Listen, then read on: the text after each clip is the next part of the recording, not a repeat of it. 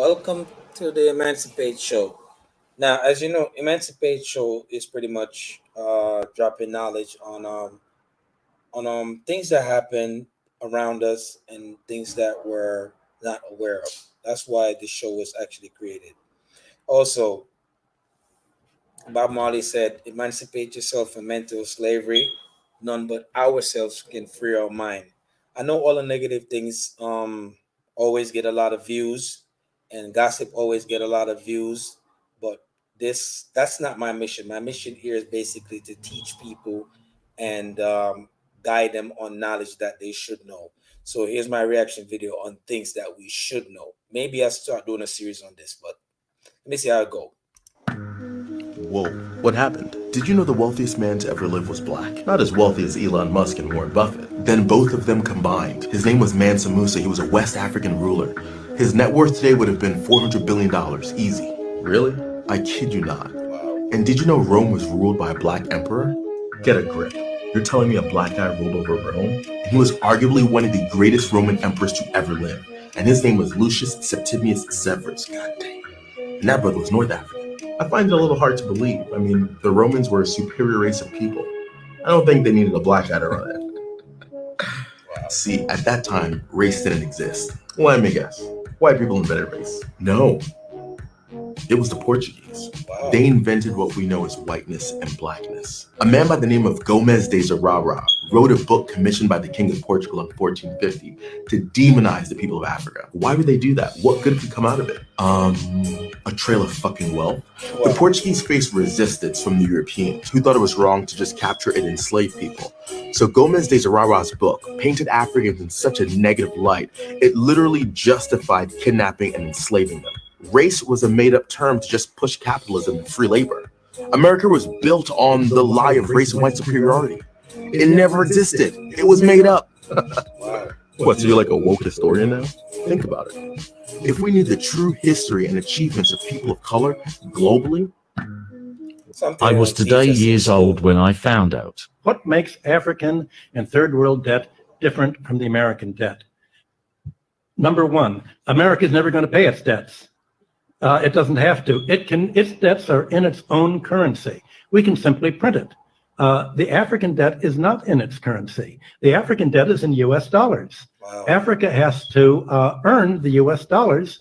And the only way it can earn the US dollars is not to be assassinated for growing its own food and becoming independent and doing something that the United States does not like. The principle underlying the foundation of the World Bank, the International Bank for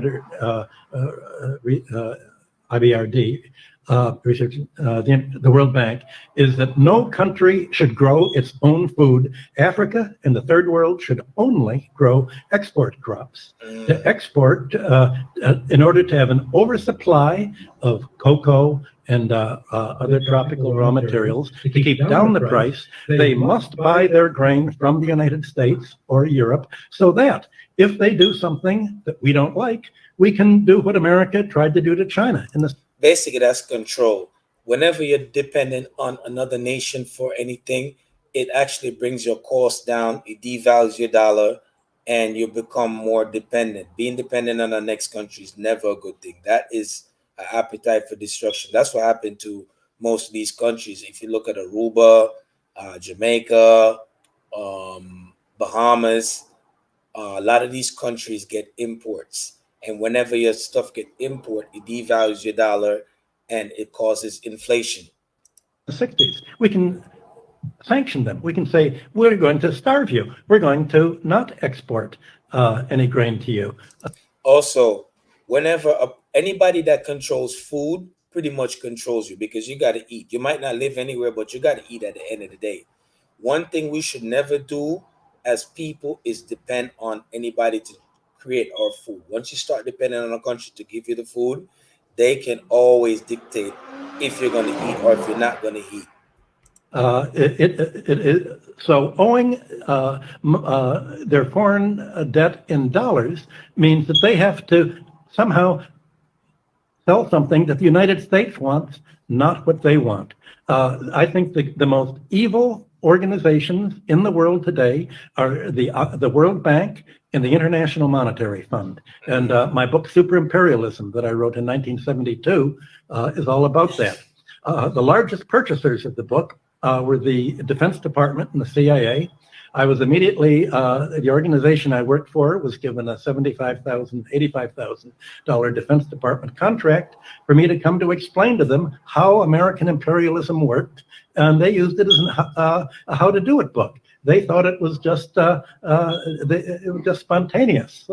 And I had written the book thinking that socialists and third world countries would do something about it. And indeed, it was translated into Spanish and other languages.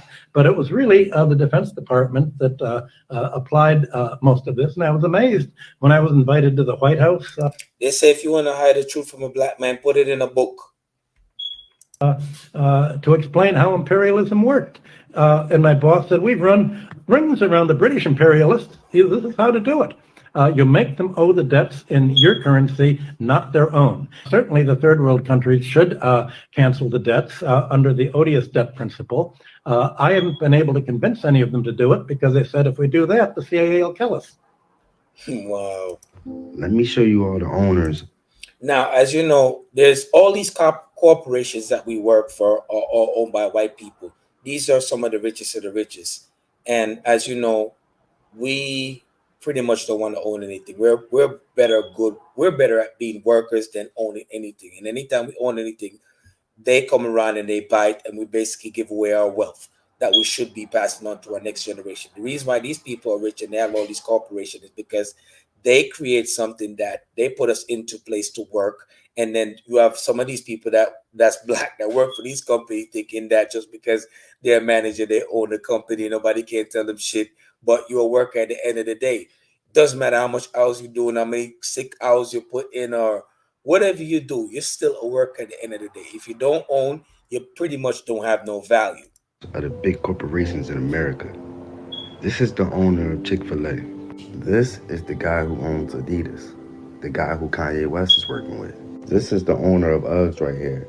As much as my people support this man brand, he has never publicly said thank you. Never gave away free Uggs or anything like that. An Ugg drop to the people who need them because it's cold. And trust me, he has the power to do that. He done sold enough Uggs to the point where he can give them away for free. But no, he chose to sell them at high prices, make you a consumer, take your hard-earned money to make his corporation richer. And this is how the poor stay poorer and the rich get richer. Facts. The guys who own Walmart, they said these guys spent $225 on a promotion of charter and private schools. You want to know who really need the $25 to $225 million? Public schools. Mm-hmm. But no, nothing they do is to benefit the poor. Nothing. Fact. It's to keep the rich richer. Facts. And that's how America works. And it's sad. It really is. I think you'll find, sir, that there will come a time when black people wake up and become intellectually independent enough to think for themselves, as other humans are intellectually independent enough to think for themselves. Then the black man will think like a black man, and he will feel for other black people. Right. And this new thinking and feeling will cause black people to stick together. And then at that point, you'll have a situation where when you attack one black man, you are attacking all black men.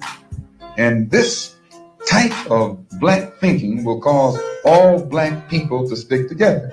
And this type of thinking also will bring an end to the brutality inflicted upon black people by white people. And it is the only thing that will bring an end to it. No federal court, state court, or city court will bring an end to it. It's something that the black man has to bring an end to himself. I think we pretty much have to love ourselves. And once we start valuing ourselves, we can all stick together like roaches so we could all get our common goal. If you notice how ants work, roaches work, rats work, they all work together as a unit. So until we learn our value and we stop looking over our next person's problem like, yo, that shit ain't got nothing to do with me, and stop thinking about self and start thinking collectively as people, we can all achieve our goal. Anyway, I just wanted to drop some knowledge with y'all on the reaction that I saw that I thought was very positive.